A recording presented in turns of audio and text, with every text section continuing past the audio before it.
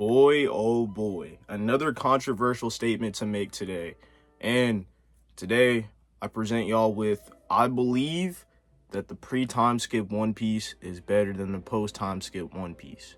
And that would be, I guess, episode 1 of One Piece all the way to the time skip, which I believe is around episode 500, or it might be right on the nose, 500, I don't remember. I watched Wano. I'm not an egghead or Elbath or any of that yet, but a long time ago I made a video called my top 5 One Piece arcs, and I didn't notice until after I was completely done with the video, like I dropped it, I edited it, that all 5 of those were all pre-time skip.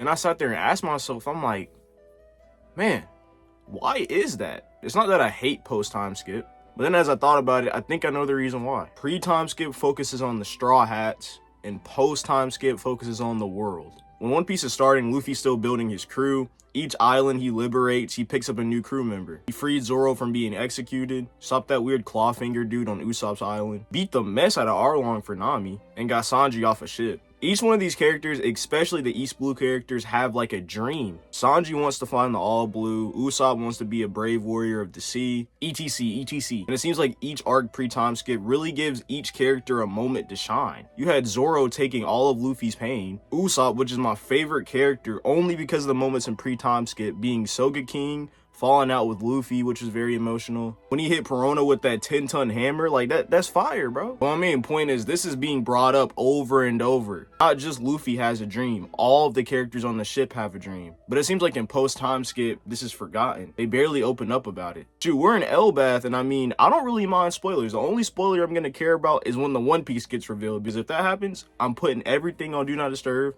silence notice, I'm not checking any social media, and I'm just gonna binge. But other than that, I really don't care, and I'm pretty sure in Elbath, nobody has brought up any Usopp moments, and I'm just confused because I'm like, wasn't that supposed to be his arc, or wasn't it always set up to be his arc? Because if he didn't apologize to Luffy and didn't get back on the ship, that's where he wanted to go, was Elbath. I don't know how he was gonna get there, but yeah. A lot of the Straw Hats post-time skip just seem like they're kind of there. Whereas in pre, they all seem way more interconnected with what was going on. I'm not gonna say in post-time skip, they're like not involved at all, but like the events or the plot isn't interconnected with them. It'd definitely be seeming like they're off doing their own thing while Luffy deals with the main brunt of it. You can argue a lot of times in pre-time skip, it was very formulaic. Normally they're being the main villain for Luffy and all the side lackeys of the villain being for the Straw Hats. But even then I liked it because I mean, it showed off their unique abilities in the fights. And sometimes who they would get paired with would just make for interesting combos, like when Zoro had Usopp as a sword. Another point is basically post-time skip is we're entering endgame, you know what I mean?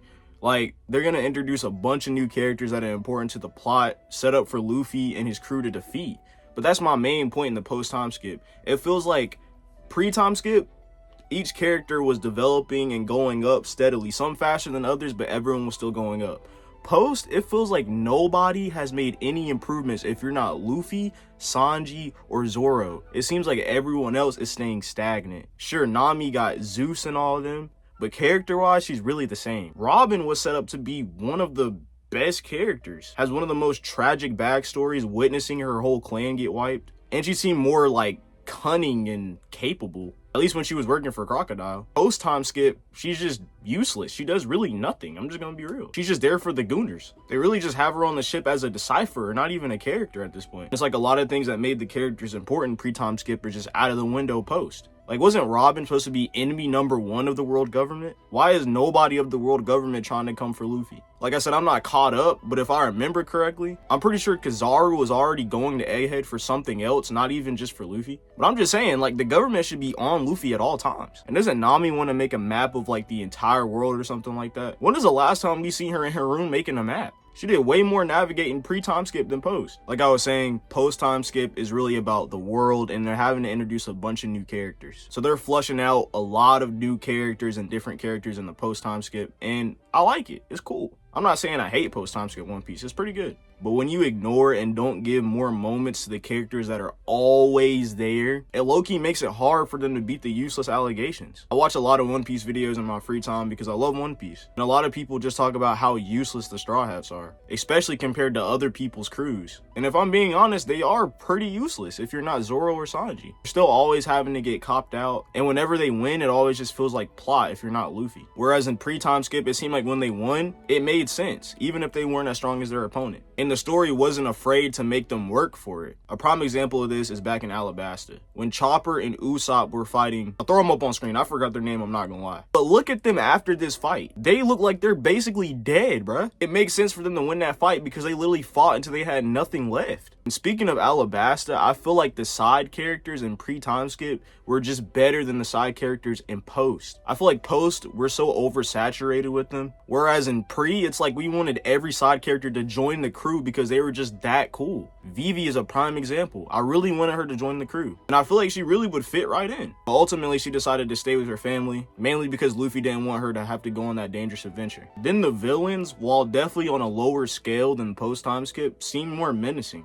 You got Crocodile, a dude that's basically an underground mafia leader. Bro impaled Luffy and just dropped him off like he was some side character. That was insane. Even characters that we've actually seen more of in post-time skip seem more menacing in pre. Y'all remember Kaido's first entrance in pre-time skip? When he jumped off of Skypiea to commit, and it did no damage to bro at all. I was like, yeah, when they have to fight him, it's gonna be on sight. And it was, I'm not gonna lie. Wano was a good arc. By the time you see him in post-time skip, Luffy's already been through so much. You know that he's gonna beat him eventually. So it definitely didn't seem that menacing, you know. And he didn't really get the ones. They really jumped the mess out of Kaido. Pre-time skip, they really didn't jump nobody, bro. It was just ones. And trust me, I like the ones. But my biggest point overall, wrapping this video up, is pretty much I just felt more emotional weight in pre-time skip. You gotta think, they had moments where they're making us teary-eyed watching One Piece because a ship is burning.